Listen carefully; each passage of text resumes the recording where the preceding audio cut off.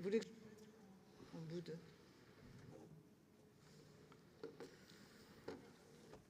Au milieu, plutôt. Ah, je suis à gauche, d'accord.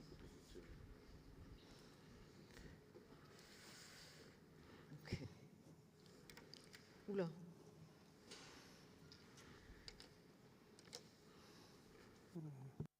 Bon, ben, bienvenue. Welcome and hello, everyone. It's a great pleasure and honor to participate at the last, to close in a certain way this fantastic initiative of Normandy. And I would like to thank personally Hervé Morin, the president of the region, of having associated me and the newspaper Le Figaro to this enterprise. As you know, we are one of the sponsors of this event, and also François-Xavier Priolo, who plays an important part in the success of this event. And so we are together here now to talk about a topic that is extremely current, extraordinary current. I don't know if the people who've designed the program had the foresight and thought at how much this topic was going to be absolutely important today, because we are all wondering what is going to happen in the high seas. And the high seas today is an area that focuses all our attention with a certain number of crises that are associated to maritime space that we have seen in front of our eyes, unbelieving at the same time the conflict in the Black Sea, where we've seen the Ukrainians and the Russians fighting each other, or the hybrid warfare that is taking place in the Baltic Sea, and the episode of the Arctic crisis that was the Greenland, between the conflict between US and Europe around Greenland, and of course what is going on in the Persian Gulf and the Strait of Hormuz, and the huge questions that all this raises, geostrategic and military issues that this raises. I wanted to quote a geopolitician, and a US geopolitician and a Navy officer, Alfred Nayamaham, who is very known in the field of the Navy, and I think you agree with me, Admiral, who theorized the idea that the one who holds the sea dominates the world. But what we also know, we the French, because we have so many poets and writers and in Europe also, that the sea, as Herman Melville says, it's also the mirror of the infinite space, a space of beauty, of wealth, and extremely fragile. And our land, our earth depends on it, and we need to preserve it. And so today, as the international system is seriously impacted, the US power is completely disregarding its responsibility, and we have against imperial logics and predator strategies and major strategic challenges. The sea becomes again a place of disbalance, of imbalance, of conquest, and of course a space of conflicts. So the title of this panel, High Seas, New Space of Conquest and New Place of Warfare. And to think about this topic about the sea, we have together with you three excellent specialists on the topic. First of Marianne Perrondoise, head of the geopolitical director of the Indo-Pacific Geopolitical Observatory, and you specialized of the Indo-Pacific area, and you've just published a book on that is going to come out. It's called Geopolitics of the Sea and the Oceans. Yeah, thank you for this presentation. The book is published, and I think there will be a signing session at the end of this roundtable. Next to you, we have the Counter-Admiral, Rear Admiral Laurent Béchler, who is director of the Center of Strategic Study of the French Navy. And you have among your researchers two researchers are publishing two important studies on the seas, on the space of the seas. Yes, I have two researchers that are very well. One is Nicolas Mazuki, who was published in 2021 on naval strategy, that kind of complements the various theories of the 60s and 70s, and Cyril Coutencé, who is in charge, who is specialized on maritime challenges. He brought out a book that's called The Blue Land, and it's often on the public. And if you look up CESM on the internet, you'll find the marinedefense.gouv.fr, and you see all the podcasts and all the publications that we are doing to explain in a very open way, and also by going deeper into the topics and the general topics around the issues of Navy, the maritime administration, and the challenges in that area. And last but not least, Maxence Brichoux, your associate researcher at the Thucydide Center of Paris Panthéon-Assas University, and also you're the author of a book, Geopolitics of the Seas and the Oceans, at the PUF publishing company. Hello, everyone. We're going to start. The topic is this new space for conquest, and I wanted to insist on the term new, because we know that, of course, the sea has always been a space for conquest and of confrontation, the issue of maritime transport, and the conflicts around closed seas are something that is classic and historical. It's always been existing. But we're now looking specifically why today there is a kind of a renewal. What is new in this issue around the new space of conquest and of conflictuality around this in the high seas? But I first wanted to ask you, Marianne, if you could define for us what is the high seas before we go into details. So I'm going to do an express exercise. Yeah, express because we're short on time, and we have the Constitution of the Right of the Sea, which basically defines how the maritime space is to be managed, and defines the rights and the responsibilities of the states on their maritime domain in order to regulate a certain usage of the sea.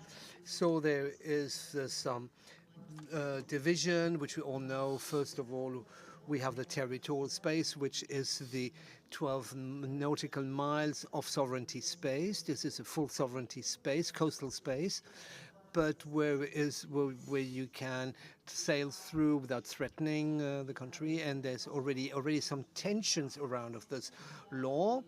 Then there's the 200 nautical miles, that is the exclusive economical zone, where the coastal state has rights to exploit, which he can share in a certain way with other states.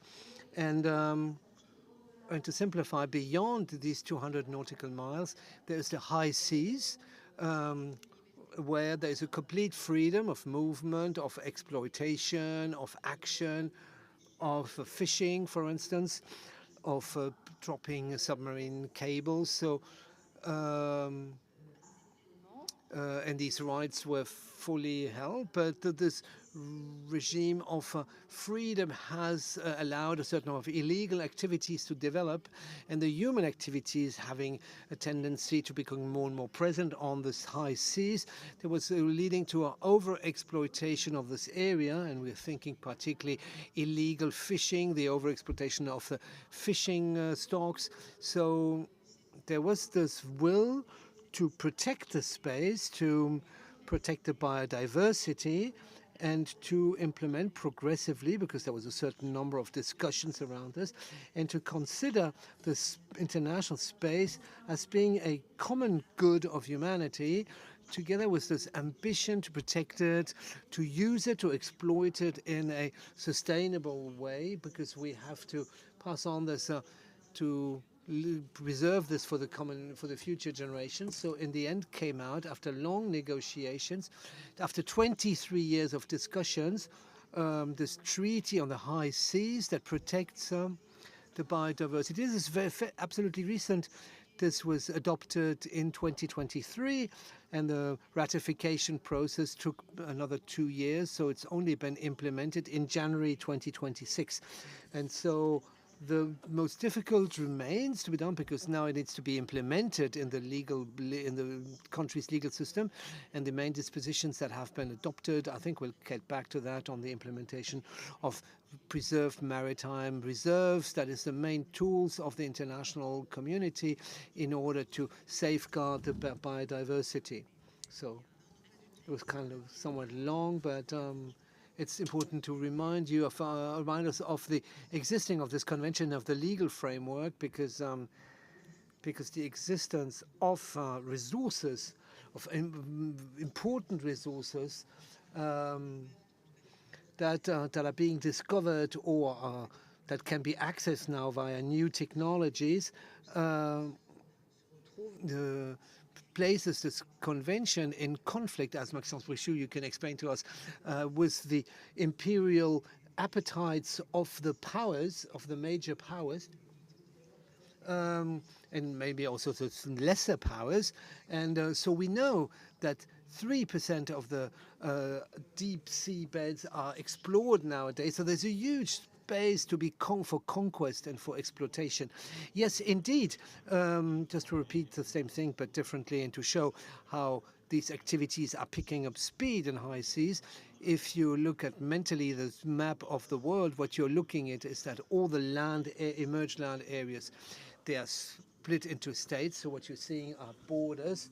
But the blue ones that represent about 70% of it, of the surface, they are just a borderless area. So high seas is first of all a state, an empty space, because the humans don't live there. It's a hostile area for humans. You need technical artifacts, and particularly ships and vessels, in order to be living there. And it's a non-attributed state. There's no state sovereignty over this area. So the Montego Convention clearly says, Article 86, that the states cannot claim spaces in the high seas beyond their legal and their coastal areas and the exclusive economic zone, which is a territorial sea. So immediately you see what the issue is. So this is a space that is non-attributed to the states. There is no real border, no physical border, because one of the characteristics of the sea that there is no stable ways of marking borders, kind of like you have to have it on the sea. So it's also potentially, and in the fact, it's a lawless area and a pioneer area, because you can go, you can fish, you can exploit the resources, or simply using it as a navigation path. It's a kind of far west aspect, where the first one who comes there, the first one who captures the resources, the first one who catches the fish. So fishing in high sea, it's the last hunter-gatherer activity we're using.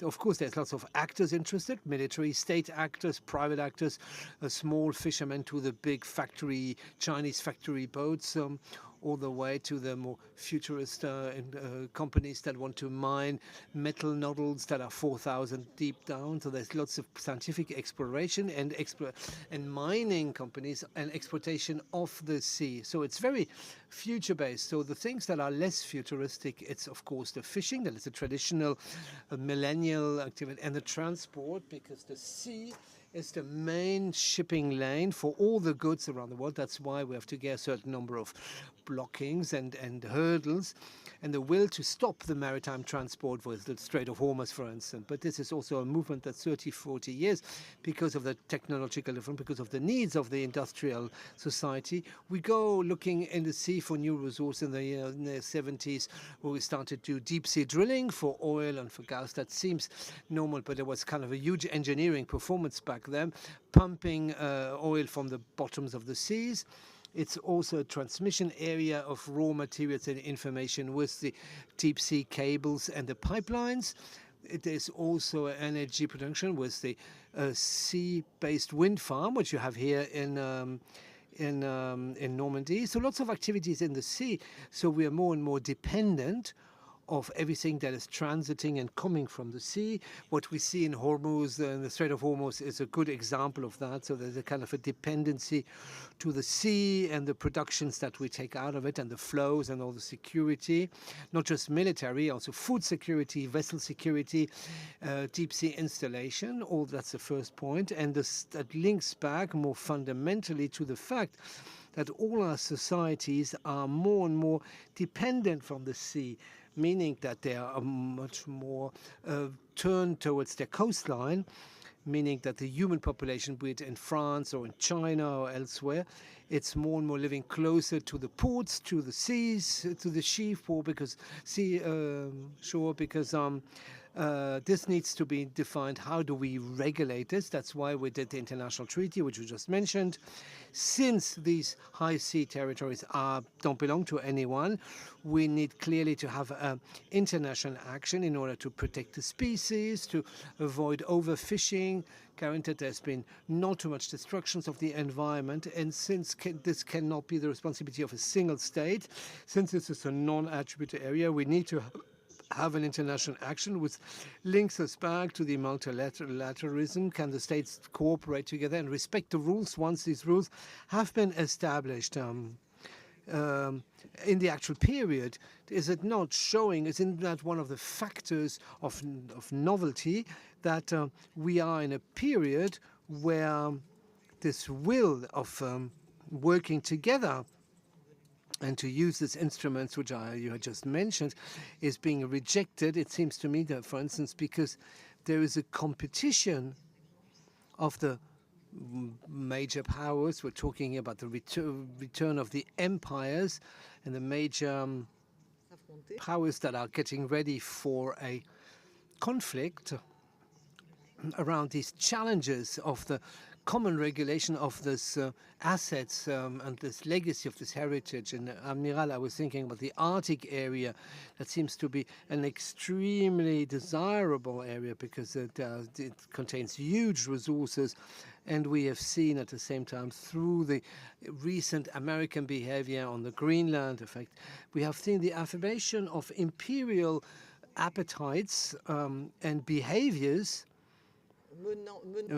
leading potentially to armed conflict, and also the Russian behavior. For numerous years, we can see a will in Russia to affirm its power, to multiply the military presence in the Arctic area. There's also a growing Chinese presence, a growing interest for the Arctic resources, and because of the ice melting, the opening of the north route along the Siberian coast, Chinese and Siberian coast. If we could continue the debate along this angle. Yes, thank you. I just wanted to get quickly back on Montego Bay agreement, because you need to know that not all the states in the world have signed the convention, and it does not apply to particularly some countries that have no sea access. For them, it's not interesting. But the United States have not signed the Montego Bay Convention, and so all the dispositions of these conventions do not apply to them. And if we would have any issues with them, we could not go via the international court that has been implemented. You need to speak louder. Isabella, yes. Thank you. Even myself?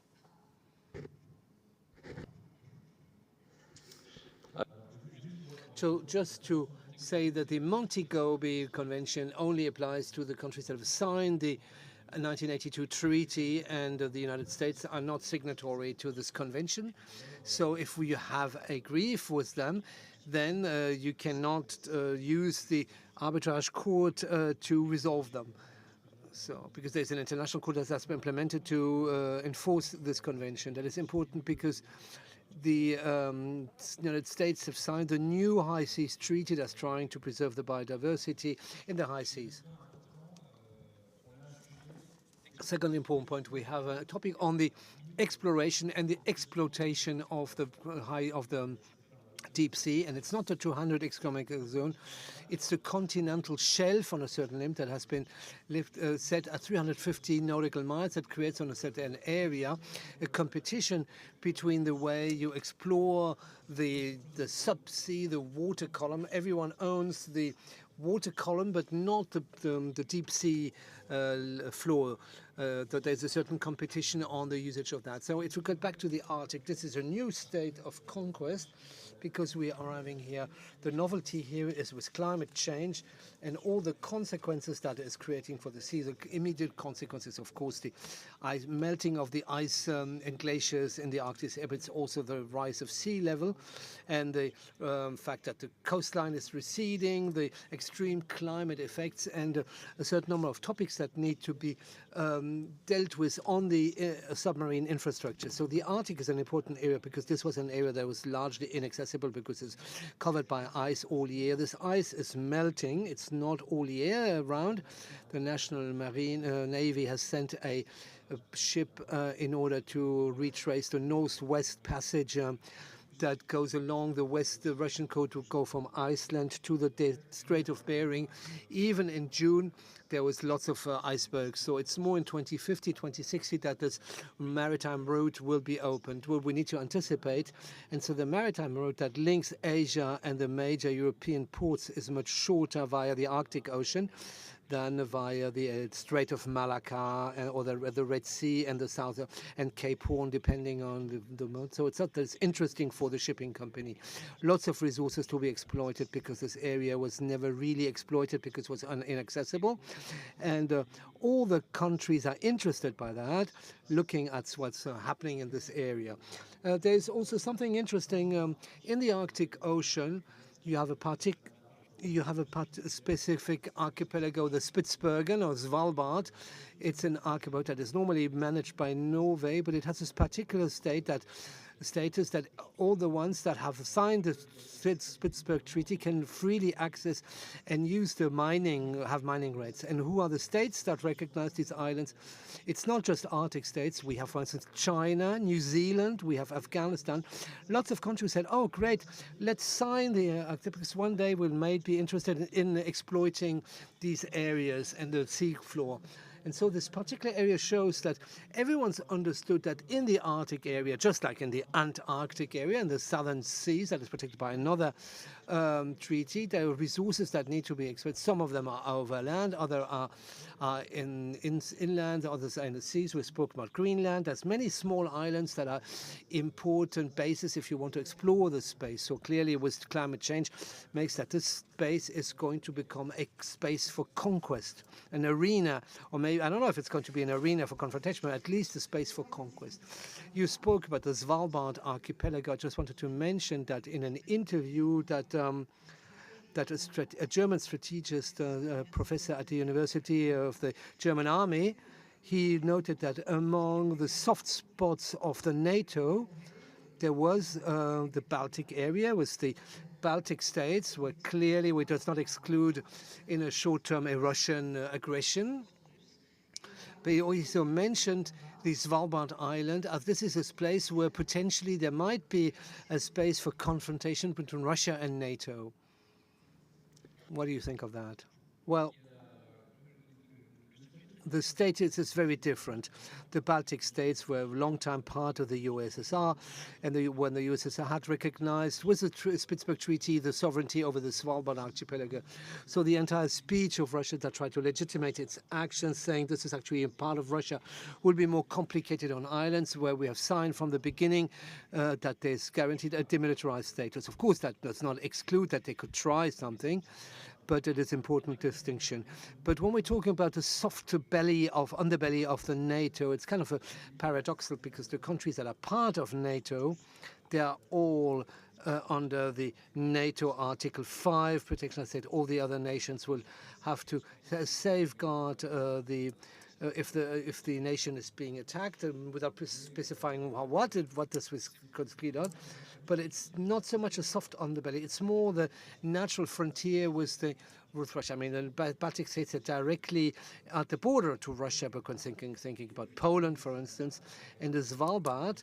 When we look at our land, a planet looking seen from from the northern point, we are at the border between the US and Russia. I mean, of course, Greenland does not have a demilitarized status, but it's also an autonomous territory, just like the Svalbard are. They are under sovereignty of Denmark, but it's not much better protected militarily than the Svalbard.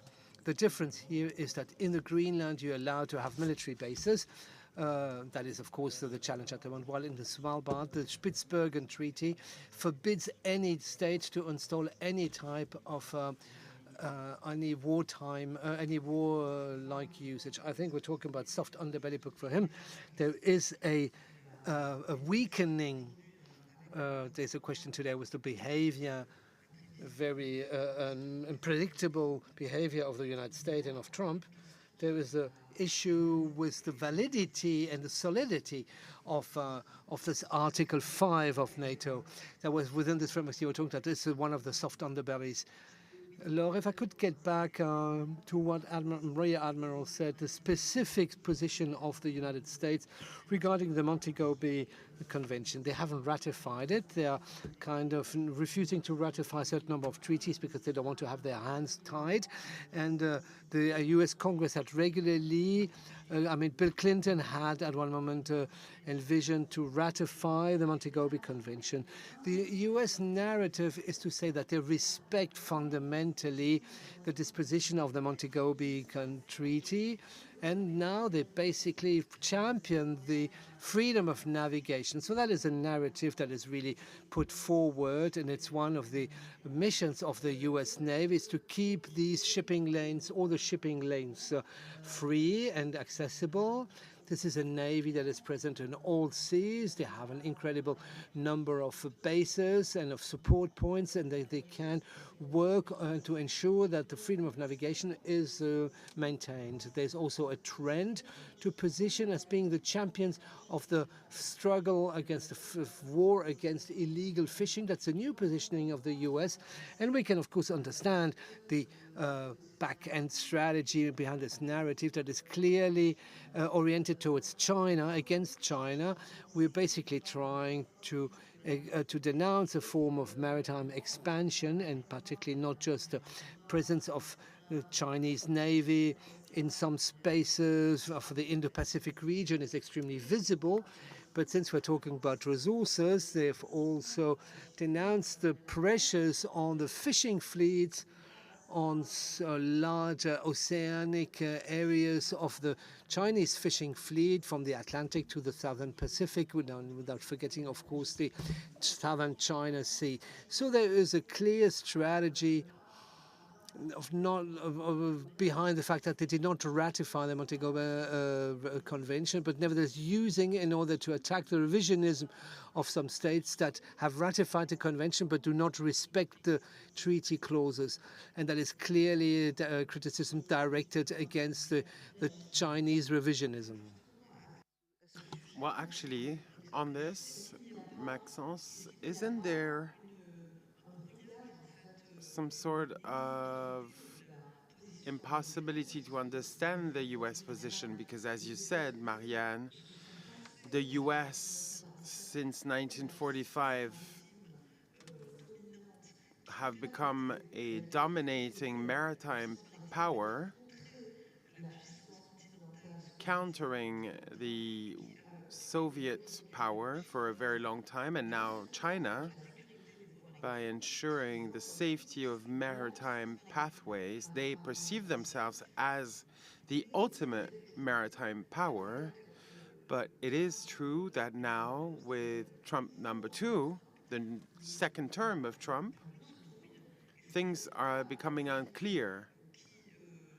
The US is sending signals that it may want to stop being a global policeman and a policeman of the seas as well. So isn't this one of the reasons that this issue is worsening on struggles and conquest? And we see this in the position of Trump on Greenland. So this might be a new era. Yes, that's the hot topic of the day. we have to try and understand what Trump wants and who Trump is, which is difficult. I will respond, but first of all, I want to link this with the US power. Why don't they want to ratify? They recognize the freedom of navigation. They're even champions on this issue. Since 1945, it's customary law, and the US Navy has a network of bases between Europe and the Indian Pacific region. But in the 1982 text, there are provisions on international authorizations to sample minerals in high sea, and they consider it's too socializing and it's an obstacle to private initiatives. So this rejection from the US dates back from the Reagan era because they consider it's an obstacle to free usage of resources, and Trumpism is some sort of return of this US capitalism that is very much interested in having a monopoly on mineral resources, including in deep sea. That's one of the interests of the US. And since the Allies won in the Atlantic and the Pacific in World War II, the dominating maritime power is the US and their allies, specifically the UK and France in Europe. And this network of bases that they have acquired as part of NATO and bilateral treaties with Japan, South Korea, or the Philippines. So the US are a continent separate from the rest of the world with two oceans, some sort of guarantee against a land invasion with this network of bases, and it's also a peaceful power with the basis that it owns after the conflict against Japan in 1945. So it was never really opposed to by the Soviet Union except at submarine level, and the supremacy became complete after the collapse of the Soviet Union in 1991. So we are coming out of a unique era on international law, which is effective. Free navigation was more or less guaranteed. A hegemonic power considered as an unofficial guardian of free circulation at sea, and the extraordinary expansion of economical flows at maritime level, with China becoming one of the main regions of global production, so with the Chinese harbors as well. And this is being disrupted with the naval armament of China and an opposition to the US supremacy by China on Taiwan, the Pacific Indian region, with the capacity of China to manage its own supply. And then there's a specific case of the US today. What's happening in the Hormuz Strait, the fact that one of the exits of this temporary truce or ceasefire, I'm not sure how to call it, but one of the core elements is that Iran managed to save itself by blocking the strait and the exports of gas and oil, with the impact we know on the price of raw materials.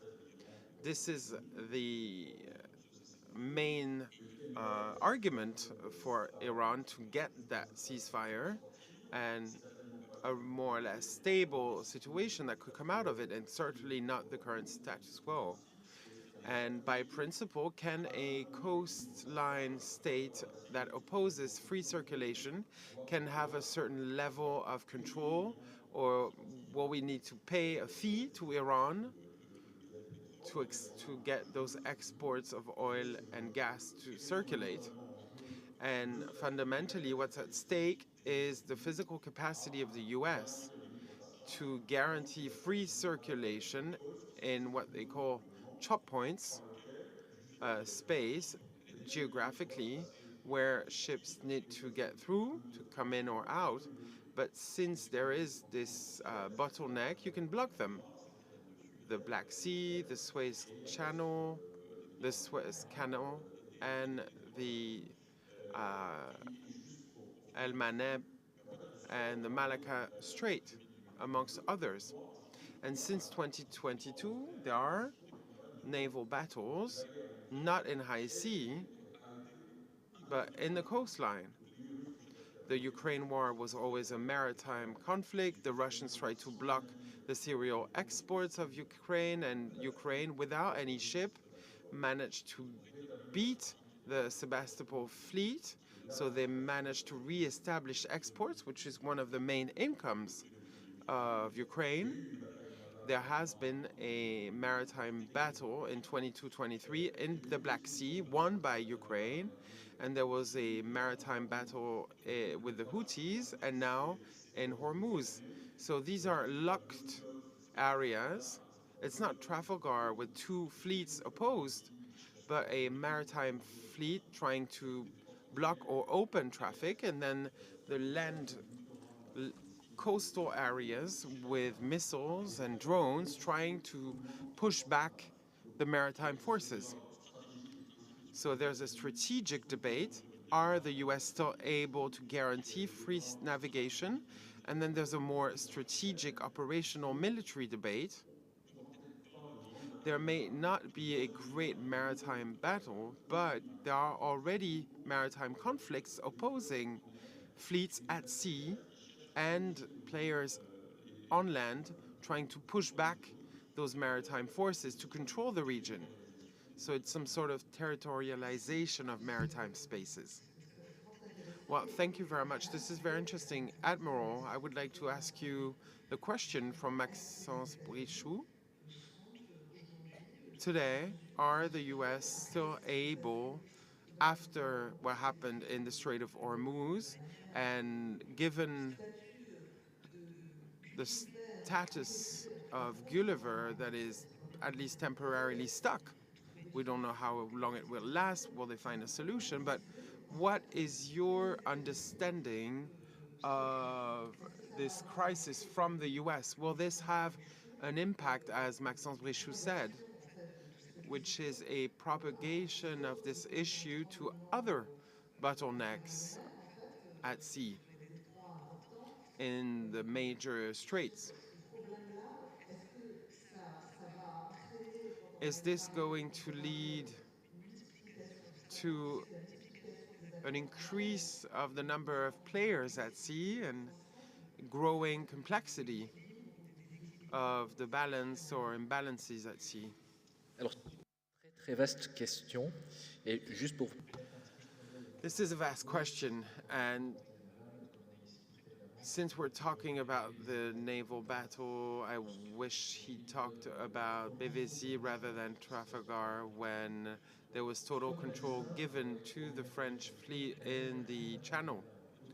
The latest great naval battle was the Malouines War in 1982. Since then, there has been no battle between fleets, at least in high sea. Around the issue of the straits or closed seas, and that's a novelty as well. We are seeing maritime battles that are not traditional ones between fleets, but rather where a fleet at sea has to face the proximity of the coast. And by that, I mean this proximity has been widely extended. In the past, high sea meant when you couldn't see the coast. And surprisingly enough, this accounts to the 12,000 miles from the Montego Bay Convention. But back then, when you shot a cannon, you could shoot on the fleet when you could see it. And when it was too far, you couldn't. But now with missiles and drones, you can go further, up to 150 kilometers from the coast. It does not mean that those weapons cannot reach more than that, but within the distance, you have enough time to put yourself safe. But for closed or narrow seas, like the Red Sea or the Baltic Sea, It's hard for a fleet to know how to approach a threat from the coast. For a very long time, it was the opposite issue, how a land fleet could handle a threat from the sea when you needed hundreds of thousands of people to protect the coast. Now, the question is how to protect yourself from the coast when it's quite easy to install missiles in the territory. And it's not just the US that is struggling. All global marines, China, India, Europe, the issue of closed seas and the fact that you cannot take enough step back to protect yourself is a problem. And it's always about sword and shields, how to handle those new types of threats to be able to control and ensure free access to those chop points. And I cannot not tell you that the Marine is 400 years old. In 1626, when Richelieu created the Marine, he did because those who lived from maritime trade begged him to protect maritime trade from pirates. And now it's the same issue, how to protect maritime flows that have to go through narrow points where there's most tensions. And everybody understood that. People are saying there's generalized maritime rearmament, but all countries who can do it are increasing the budgets in marine. And we are seeing more and more different types of ships from different countries, from competitors, from countries whose position is unclear, and also from allies. And the competition on resources at sea is leading to an increased competition with further tensions than what we had in the 2000 or 2010s. Yes, but Admiral, you didn't respond to my question about the US. Do you think the US are facing a particular challenge that is emerging and gaining visibility with the crisis of the Strait of Hormuz, which is that they will end up facing a shift due to a change in technology, the emergence of drones, for example, which will create a very big challenge for the militaries and also for the marine. I would like to mention a drill from Admiral Vendier, a French admiral, who's the supreme commander of the Forces of Transformation of NATO, based in Norfolk. And he's in charge of the strategic vision of the evolution of the militaries. And he has organized a drill in the Baltic Sea in order to test a fight against an army of drones.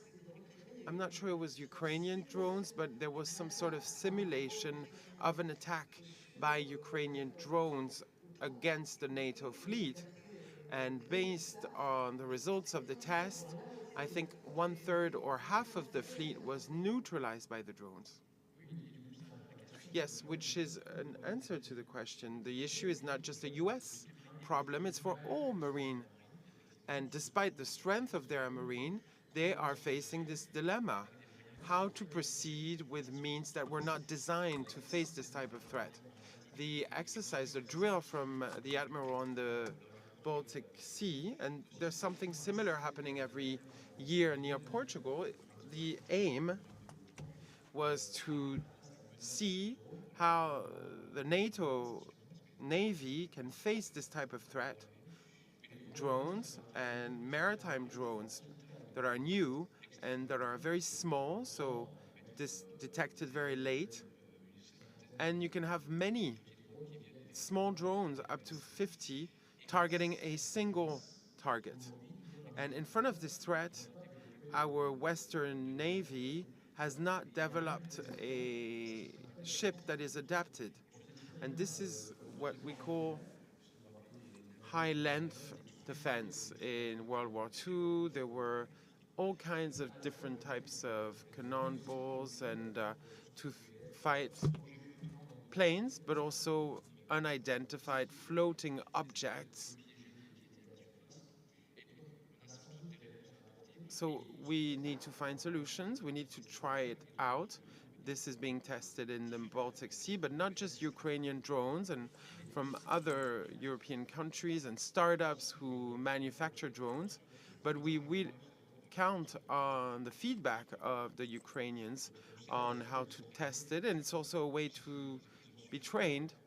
Since they managed to do it, we should use their experience for this. So yes, today drones are very efficient because our ships were designed 10 or 15 years ago as part of very high density technological battles, and this is not really integrated in our current systems. I'm asking the question to the three of you. What is the exit strategy for the Strait of Hormuz crisis? How to unlock it? Is there a military solution? Very briefly, and then we'll talk about the lessons learned for China and Taiwan. Admiral, maybe you can continue? Well, I'm going to give the floor to my two colleagues because I'm going to tell you one truth. There is never a single military solution. The military is just an option, it's a tool, but it's not a military solution. If we can contribute, we're happy to do so, but I'm going to give the floor to my left.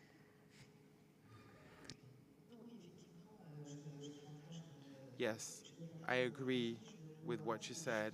I'm not seeing a military solution. What I'm seeing is that the Iranians are trying to create some sort of policy to let through. And in a way, the strait is not completely closed because there have been ships from non-hostile nations who could get through, including China and other countries. Of course, these are not big flows, but some of them managed to go through the Strait of Hormuz by paying a fee, paid in Bitcoin, from what I understood. So clearly, we see that the Iranian authorities are trying to use their ability to dominate the strait while showing that there are possibilities and they are being rather flexible. And this opens a margin for negotiation with the US. I know other parties are trying to put the different players around a table, that Pakistan was organizing diplomacy mediation, but I'm not seeing a military solution to set the Strait of Hormuz free. But Maxence Bréchou, can we accept that Iran is controlling the Strait of Hormuz? Because after all, any country that has a border with a strait could start asking for a fee to let ships go through. Yes, I think it's clear. Clearly, wars are accelerating, and it's hard to imagine we could get back to the status quo. But I think there are big stakes, not just for the US, but the Gulf countries and also for ourselves. France has intervened, saying it was unacceptable to authorize Iran to collect a fee, which goes against the Montego Bay Convention financially and operationally, and there are big interests. If there's a solution, an agreement, then people agree that this type of right could not be granted to Iran, but clearly they showed they had the operational capacity, regardless of intensive bombing with few means. just a few drones and missiles and mines, that clearly they have the capacity to block Hormuz. And what actually blocked Hormuz is not Iran, but actually insurance companies who decided to increase the payments on ships to avoid environmental or human damages in case of a destruction of a ship.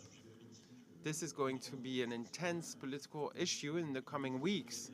A huge majority of players won't agree to recognize such a right because it can set a precedent in other regions, but in the reality, Iran has operationally demonstrated that its main weapon of deterrence was not nuclear, but to strangle global economy by blocking maritime flows.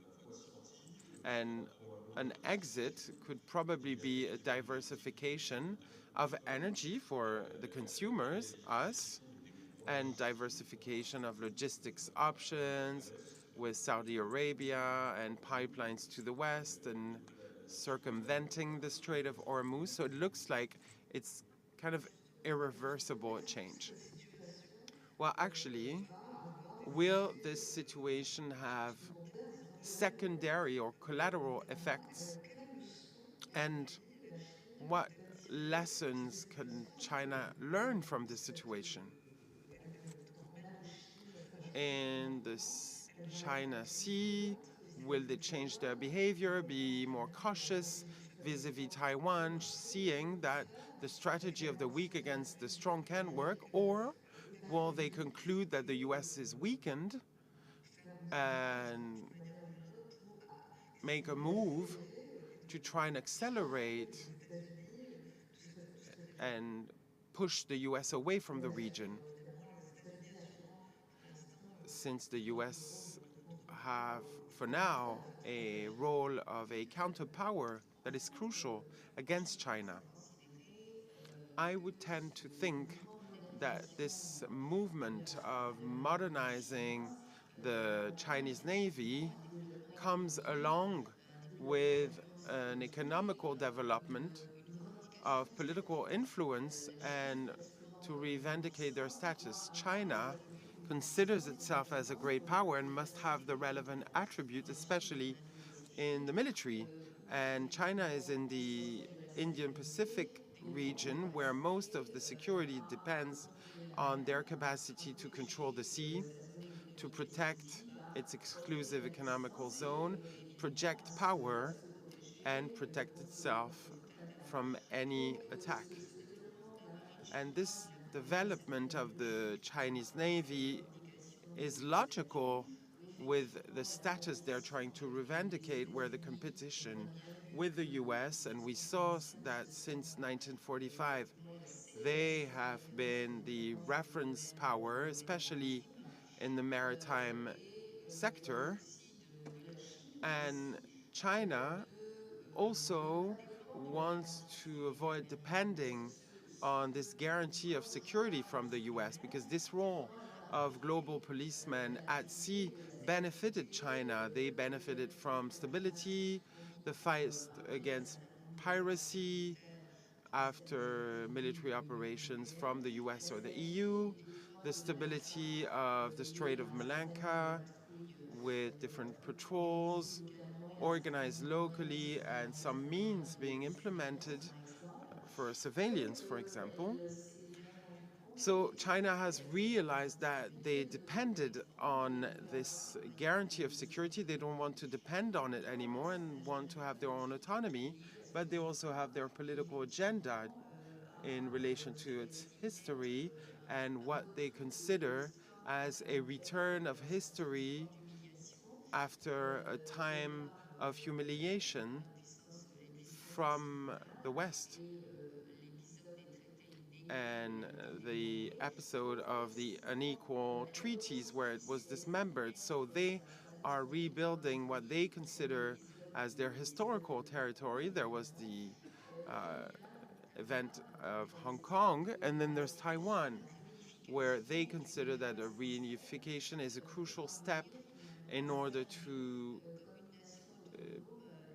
present themselves as an autonomous and powerful nation, and they have a timeline, including the anniversary of the creation of the Chinese Communist Party. So by 2049, some people think that China will have made progress in those historical reivindications, and one way or another, not necessarily militarily, they will reintegrate Taiwan by then. So it's not necessarily in the military, to answer your question, because China is using a wide range of options to persuade, and they also use deterrence through the war of information, economical and political pressure. And if, due to competition and rivalry between big powers and to protect its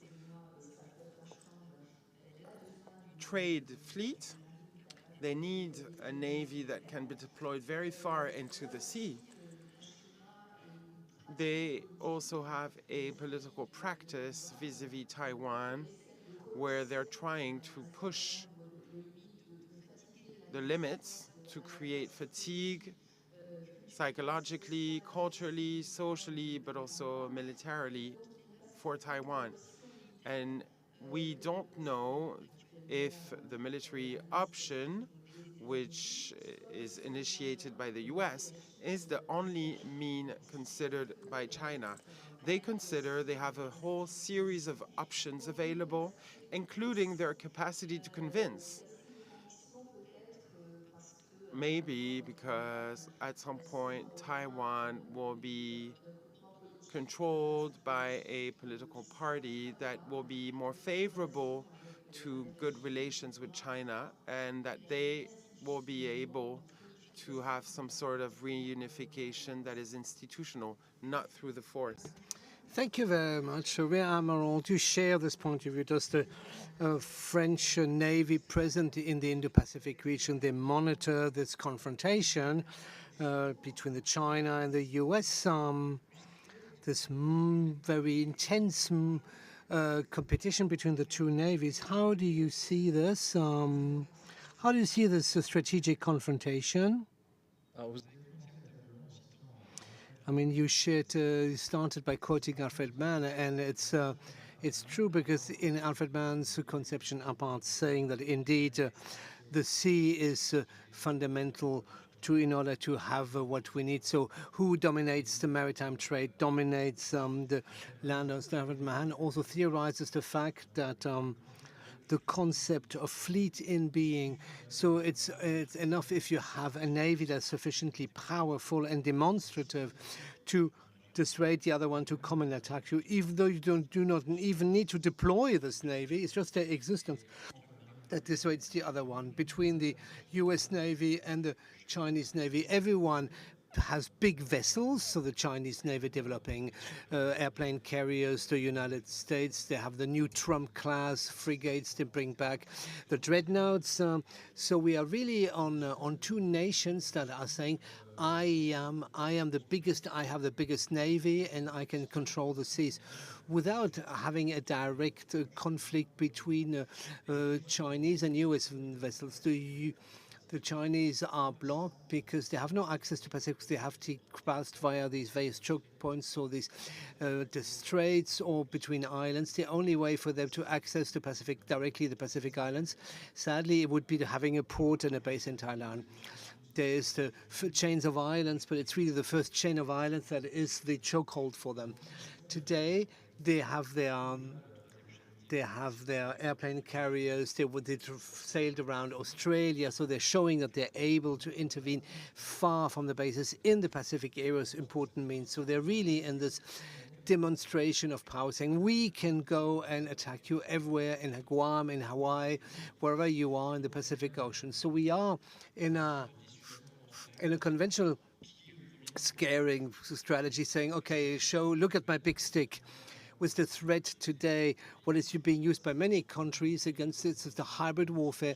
We are a sub-military status, so fishing fleet, the Chinese very often, they're using the fishing fleets to, for instance, attack Philippine coast guards, or use the massive digitization of of the ships by having cyber attacks, by attacking the fishing fleets or the civilian fleets. So you have many ways to act without necessarily looking at a conflict in high seas. But the Chinese are very clear, saying we have the means to annoy you, so do not come too close. To come back to the Strait, the Chinese, just like the US, will be extremely blocked by the Straits because they are also very dependent on resources they haven't got. For them, you spoke about hybrid warfare. To come back to Europe, because we haven't mentioned it, I wanted to go back to the Baltic Sea, a sea that is directly concerned because this is basically our European backyard, back pool. We've seen this past year, particularly since the beginning of the invasion of Ukraine, a hybrid warfare that is carried out by Russia against NATO or against the EU, with aggressive actions taken, diverse aggressive actions, ripping out of cables, warnings, massive disinformation against the Baltic states, etc. So, Maxime Brichoux, how do you consider this hybrid warfare in the Baltic Sea? Is this the next front line, potential front line of an open warfare? How do you see things change and evolve? There's many fears and many scenarios that are being mentioned by Carlos Massala, which I was quoting early on, but also the French strategist on scenario of an attack against the Baltic countries, for instance. Yeah, indeed. The Baltic Sea, it's a sensitive area for two reasons. It's a closed sea with very shallow and lots of economic activity all around it. Essentially EU countries and NATO members, and now Sweden, following 2022, they have integrated NATO, which they had never done previously, and in contact with Russia, with a shared border with Russia, and of course was close to St. Petersburg, that is at the end of the Finnish Gulf, so Gulf of Finland, which is really an area of economic contact and contact between the West and Russia. So Russia, that is nothing new. It's not a direct military threat for the moment. They are losing the military conflict. They lost it politically. Ukraine is resisting more than ever. So Russia has not demonstrated its maritime and land capacities, but it shows its capacity of hybrid warfare, going from disrupting the energy systems all the way to manipulation of information, which are far more efficient, and which it reminds me more USSR, which was more an ideological power than a true military power that never would have won against the US if you look back on the history. So the Russian threat is far more ideological, so information manipulation and disinformation and everything that is under the obvious open military conflict like in Ukraine, or the small little green man, invasion by little green men that have no affiliation, that could invade the territories, or a Russian fleet that drag their anchors and the anchor destroys underwater cables, or an optic fiber that transports internet or destroys a pipeline. We can note that in the Baltic Sea, a pipeline was blown up, Nord Stream 2, that was meant to bring Russian natural gas to Germany, was blown up, and there was no vindication, but it was not claimed, but we can see that it was not the Russians, so its cables are being torn off, underwater explosions. So yeah, it's really the manifest area frontline of clandestine operations, of confrontations, with this immediate result, closed space, so it's fairly easy to operate from the land or with small vessels, and an intensity of economic activity of critical systems. So it sends back to what I said earlier.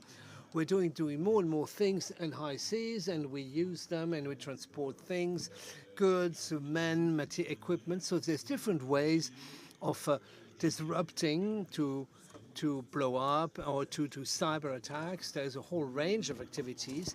And the last point on this is, of course, the resilience, is to basically do double, since you can be attacked. These cables can be destroyed either by or a fishing boat hits your wind turbine and sees on the bottom, we have more cables, more wind turbines, more systems in place in order to quickly not be dependent on or submit to a big disruption if such a hybrid mean would happen. Thank you very much. We are going to have to close off soon. I just wanted to maybe more positive, more optimistic point of view on this very bleak landscape of the maritime space. Marianne, if you could tell us what space is left for international cooperation, because there's a series of strengths around the world, the states, but also society, that are aware of the vulnerability of the maritime ecosystem, and they're working to try and to find ways of cooperation. Yes, let's leave the naval conflicts and the fights between the navies around the world. There's different ways to organize your relationship with the sea and to make a source of wealth and of development and of growth. That is the case of a certain number of coastal states, African coastal states, or insular states, who, because of their geographical positioning, their cultural relationship and historical relationship with the oceans, they have a very different relationships with the sea, and they do not see it as a space for conflict and confrontation or a threat, because this ocean is extremely submitted to climate change, with the effects that we can already observe, linked with the rise in sea levels, the erosion of the coastlines, also an impact on the biodiversity, on the fishing grounds, on the certain number of elements that are at the origin of this high sea treaty. And so there is maybe will for cooperation in order to prevent against a certain number of negative impacts that are picking up speed and are becoming even more pregnant, and make that the ocean is actually being overexploited and of being not sufficiently protected. And so the corporations that are being implemented by states like South Pacific island states, they aim to protect the resources, I mean the fishing resources, the biodiversity, but also the seabed, which we have mentioned earlier. And you have a movement that is of awareness raising and now advocacy from these insular states. I would mention with the French the role of the president of French Polynesia, Moai Brotherson, who has been the speaker for a certain number of island states, to asking for a quick application of the High Seas Treaty, the quick implementation. He's already done it at the level of the archipelago of French Polynesia, of these protected maritime spaces, that aims to preserve not just the biodiversity, also to allow the fish populations to regenerate. So they implement a moderate use and sustainable use of the sea. There's always this idea to respect the legacy of the future generations and not deplete it before them, and ensure that the ocean be also an actor contributing to the fight against climate change. That is a carbon pit that generates oxygen.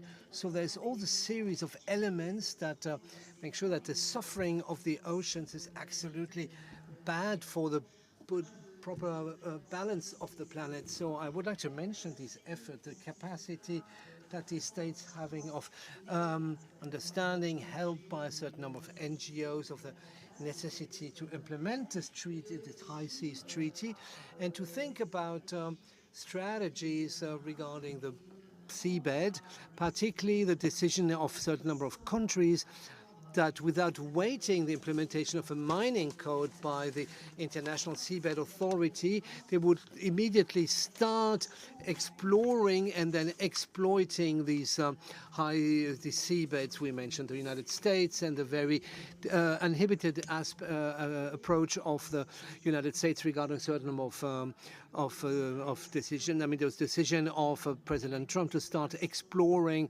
in view of exploiting these areas that are under the national jurisdiction, but also via bilateral agreements with a certain number of coast plains, the Cook Islands, for instance, to try if there would be a possibility of starting to exploit the maritime seabeds like China, India doing, to be able via these corporations having access to the seabeds of these micro-insular states. So there are actors, there are stakeholders that are trying to attract the attention on these issues and to generate try to obtain that there's a moratorium, that we have time to think and do scientific research on the usage of these ecosystems of these oceans. We maybe now, while you're preparing your questions at the micro, I think Maxime Prichou, you wanted to add something? Yes, I mean, since I'm a legal expert, I just wanted to compliment. It's the Montego Bay Convention.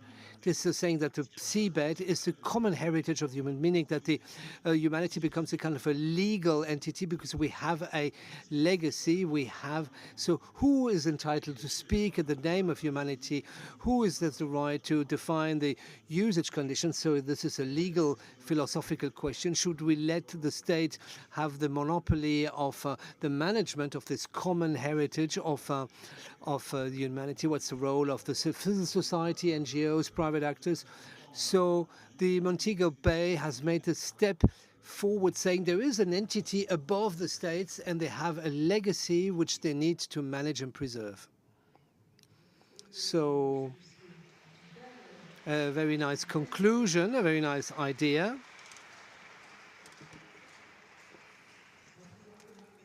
The common heritage of humanity. How do we have any questions? We still have 15 minutes, and all your questions are welcome. Someone is going to pass a microphone. Just maybe also introduce yourself, say who you are. Hello, my name is Mathilde. I'm doing a Master on War Studies. You spoke about Svalbard and the Baltics. What do you think of the Financial Times article saying that Ireland is the weak point of the European defense regarding undersea cables? Could you repeat the questions because we haven't heard you from the podium? My question is, what do you think of the article of the Financial Times that says that Ireland is the weak link of the European defense because of the underwater cables? So I would recommend a daily reading of the Financial Times. The French press is very good, but the Financial Times is extremely smart and insightful. Of course, the question of the transatlantic underwater cables through which most of the communications and internet data is transported, that we use as soon as we use Gmail or YouTube, so it's a frequent usage. So all this goes via the some of them go via the French Atlantic coast, but others via Ireland. But there's a whole series of issues on how to protect these cables. As far as I understand, the best solution is to have many of them, saying they're not going to be all torn off at the same time. So creating redundancy in order to foster resilience, so that more or less willful destruction of these cables just would not destroy the world economy because we couldn't connect to the US markets, for instance. It's interesting that you mentioned Ireland, because indeed many cables, particularly transatlantic cable, go from Ireland to the other side of the Atlantic, but we have other nodes that are just important and vulnerable. There are nodes in Brittany for the links to Africa, and there's an important node in Marseille for everything for the Middle East, but also Asia. And we could see that Marseille is the weak link of Europe for undersea cables, what the operators are doing, and particularly the alphabet companies, the Google, Alphabet, etc., that are going to be owning and depositing 2/3 of the cables, because it's very complicated to replace a pipeline or even an electrical cable because it's a big infrastructure. But an optical fiber cable is very quick. Operators like Orange or Alcatel, which are the French cable laying operators, they estimate that the way the companies are preventing a cable being torn is always have 30% extra cables in order to avoid breaking down. So if you want to have a very hostile, we'd have to really on the connection nodes on the land, and all these cables are regrouped. And these are vulnerable spots, but these are on specific nation states, and they are well defended, even if they look at the way they arrive. I mean, we're in a territorial area, so we have a whole area of means, of legal and technical means to monitor them. And so I'm not that worried as the Financial Times on the weak link that Ireland represents. So I think that between the soft underbelly and the weak link, the English press is fairly aggressive on that. Thank you for your very interesting conference. I have two questions. The first one is to know, is there today an opinion by the they have no coastline or no access to the sea, like Kazakhstan or Azerbaijan, or they have a coastline, but on the closed sea, like the Caspian Sea. How do the non-coastal states, they have today a specific voice? And what if the specificity of the exclusive economic zones when the coastal areas are being attacked, for instance, because of the rise of sea levels? Some islands are going to disappear. What is if should one of these islands completely disappear under the water? What will happen with the exclusive economical zone? Will they still exist if the state ceases to exist? Marianne?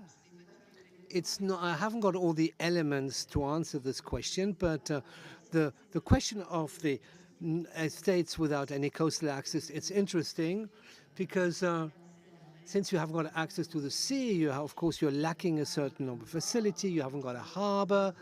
So for your trade, and that is the case of Ethiopia, for instance, it's really a serious issue. And then the only perspective you have is to rent a neighboring sea capacity in order to have an access to the sea, which is what happened with Djibouti, for instance, so that you can break off the hinterland and open it up to the sea and trade, not just trade, but also receive, export, and particularly import goods, and particularly foodstuffs or raw materials. So the issue of this access to the sea is, of course, very important, but that does not prevent these states from having fleets. They have merchant fleets that navigate under the flag of other states. So they're not completely deprived of an access to the sea and on an usage of the sea, of the maritime space, is at least linked to trade and also a form of political and strategic visibility.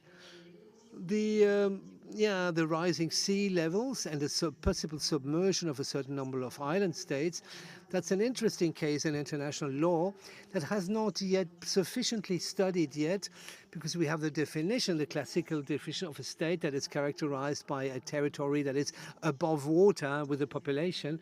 And so some states, like Kiribati, they fear that they are going to have a population without any land, and they're going to lose a certain number of resources linked to the exploitation of their maritime space, indeed. So there are agreements with Australia, for instance, that has granted a right of relocation and a capacity.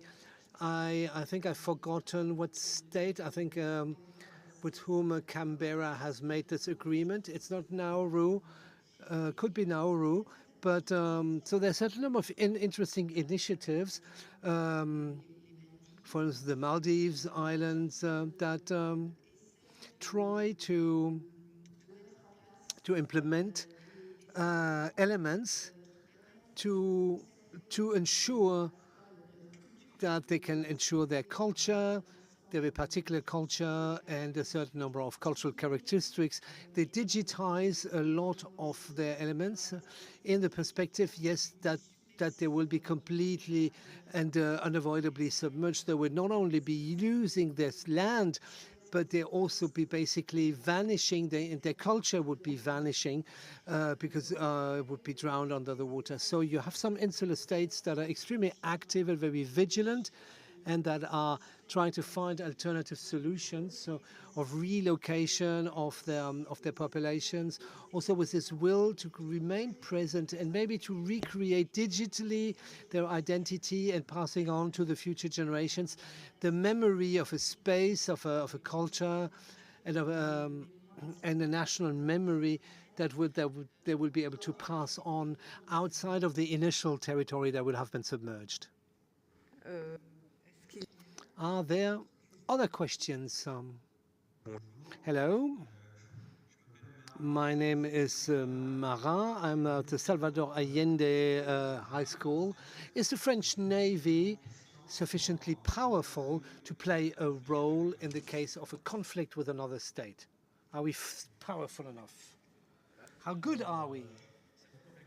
Okay, so it's the question: how long does it take for the gun barrel to cool off? It depends on the munition. No, it's a very good question. The issue is, of course, today, what type of threat can we act in reality? The French Navy is never alone. So the French Navy acts with its natural coalitions, which are either the European Union or the NATO Navy, because when we want to act on the high seas today, a navy is never enough. We haven't mentioned that it's also part of the new spaces for conflict. Today, when we're talking about the fight on the high seas, you need to then think the entire verticality. So everything what's happening under the sea, because there's submarines, there's mines, there's underwater drones. So we need to have the superiority in space, in the airs, on the sea, and under the water. And today, no European nations by itself has all the capacity to act. So we can only act, I mean, if we had a symmetric competitor. I mean, if we were talking about paramilitary groups or proxy warfare. But faced with a state that would decide to have a high seas conflict, we would not be alone. Second, the French Navy among the European navies is the strongest European navy, not in number of vessels, but in number of vessels that are simultaneously available. In the last weeks, we've talked about the exceptional rate of 80% of frigates available. It varies around the rates. The British Navy has bigger vessels. They have a very weak availability rate. They have not many means that are available on the simultaneously. And the other navies, they have more difficult things. The German Navy, for instance, they have problems finding manpower for the ships. So we are the French Navy that is the most complete and the most available. Would we going it alone? No, because we need the other enablers, some space capacity, some information capacity, some aerial means which we cannot define by ourselves. But just to reassure you, the European Union or within the NATO, we have this entire range of nations. The question is, of course, what is the trustworthiness of our allies from the NATO? For instance, if the Baltic or for Svalbard be attacked, how trustworthy would be alliances?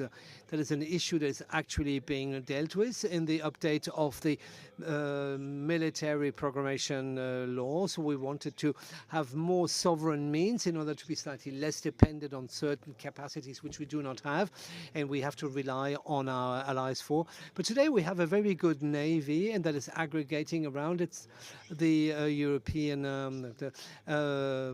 I mean, on the French airplane carrier off the shore of Cyprus is surrounded by frigates from Greece, from Italy, and other countries. And so they're basically part of larger naval groups.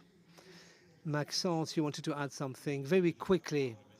It's already very cold, so I'm going to lower the temperature even more. So, yeah, I mean, it's kind of, I want to really be the devil's advocate. It's the public finances of a country.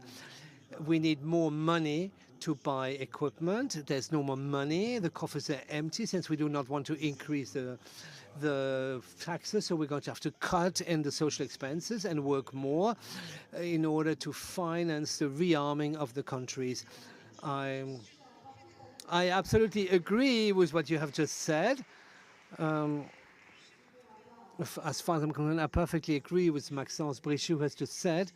And I wanted to mention that in the Figaro that came out on Thursday, yesterday, there was a double-page article devoted to the foreign Normandy for peace, where I did an interview with Jean-Louis Bourlange, who says pretty much the same. We need to cut our social expenses in order to increase our military expenses. He says there's an absolute emergency for France to increase its military capacities and the budgetary capacity for the military expenses, because even if there are big issues, the French budgetary expenses are focused in all many European countries on the provident state, on the social expense. And we're today in a geopolitical situation that forces us to change this model.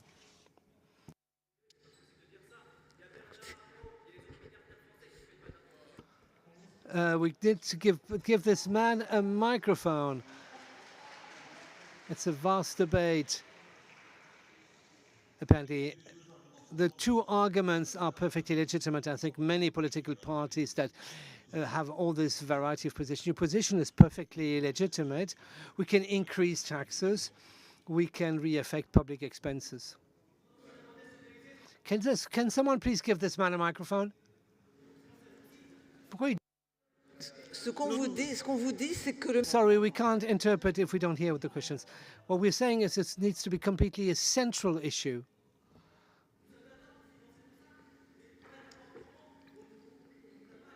Somebody needs to give the man a microphone, please. Yes, thank you. Please give him a microphone.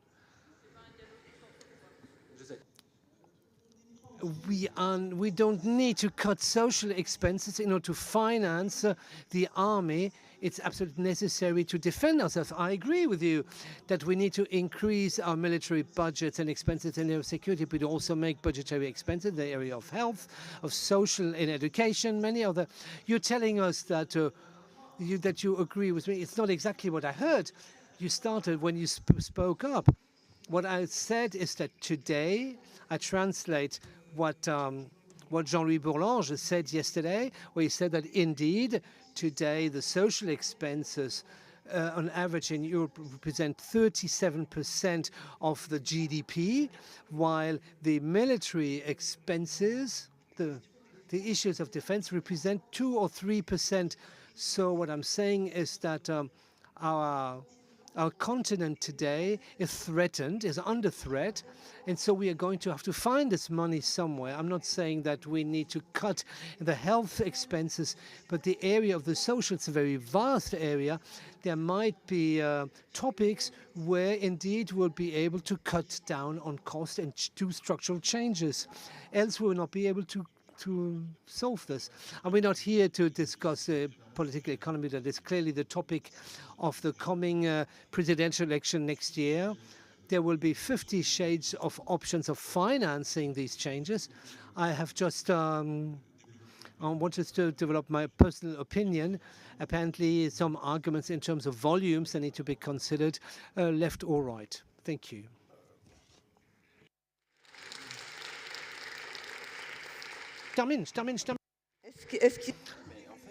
Are there any more questions? We have reached, and it will be the last question. I think we need to clear the room, and it's 6:02. If you could keep yourself short, and then we'll finish the debate. Okay, here's a question. Thank you for your presentation. It was very interesting, fascinating. I'll try to keep myself short. 3 issues, a testimony, maybe a transmission of a message and a question.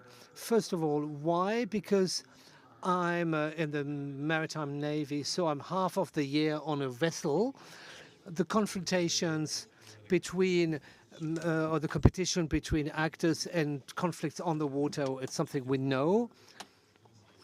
Sorry, I'm kind of emotional because I'm not used to speaking in front of so many people. We see a lot. We're talking about the trading fleet. I want to remember that the people above. It's not being spoken. I have colleagues that are actually blocked in the Strait of Hormuz. They do not know if when they come back, if they're going to be hit by a missile or not.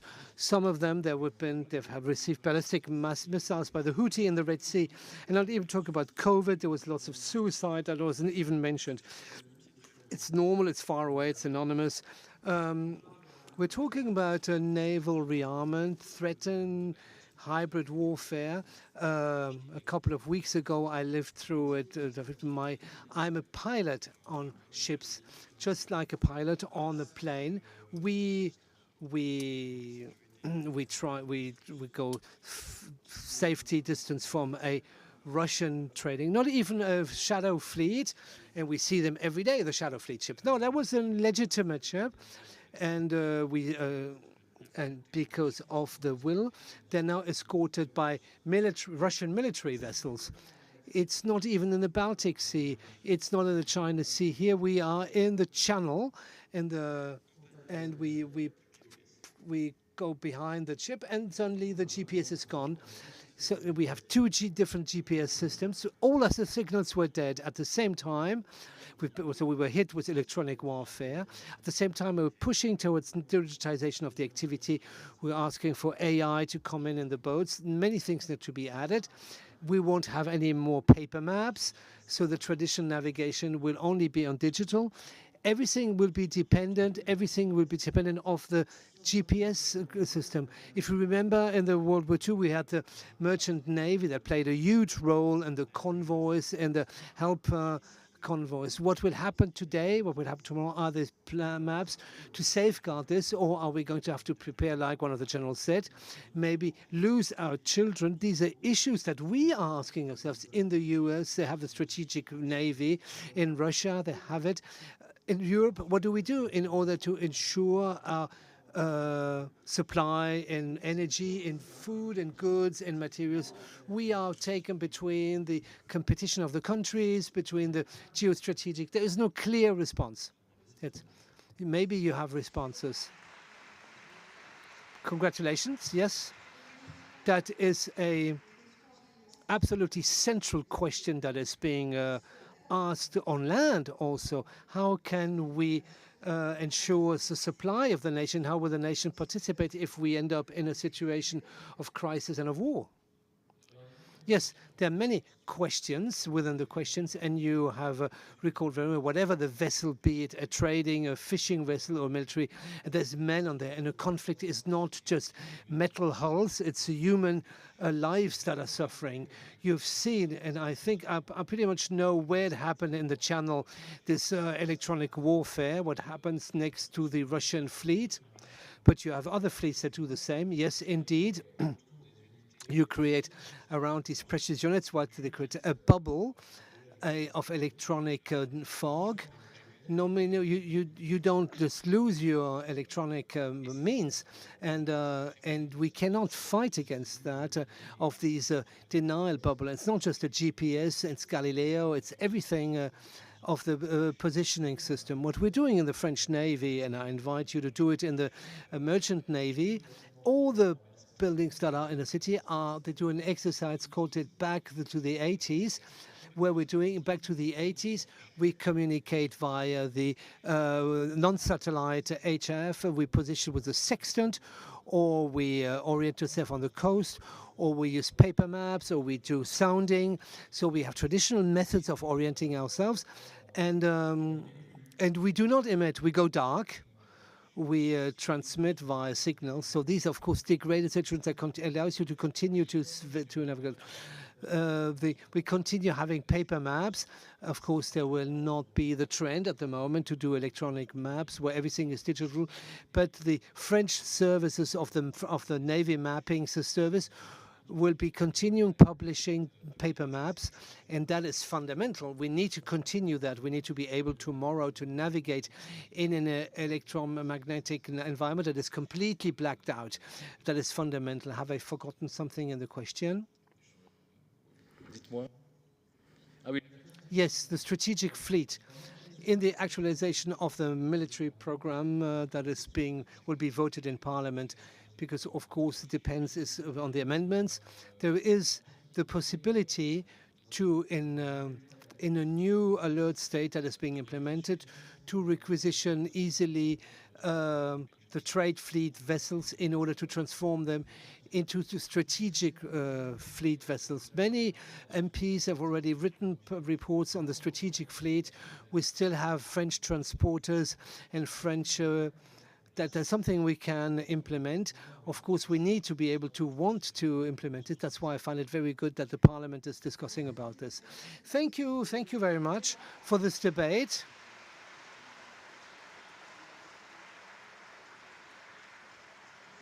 Thank you. Thank you to our three speakers that were extraordinary for a very intense, on a very complex topic. There was even some emotion and tension that moved on to political sphere, but that is part of the rule. I think we live in an extremely complex period with lots of challenges surrounding us, inner challenge, external challenges. Our aim today, be the society, the politics, is to try to together debate in order to elaborate solutions to come out of the crisis and find solutions. Thank you to all of you, and I wish you a very good weekend.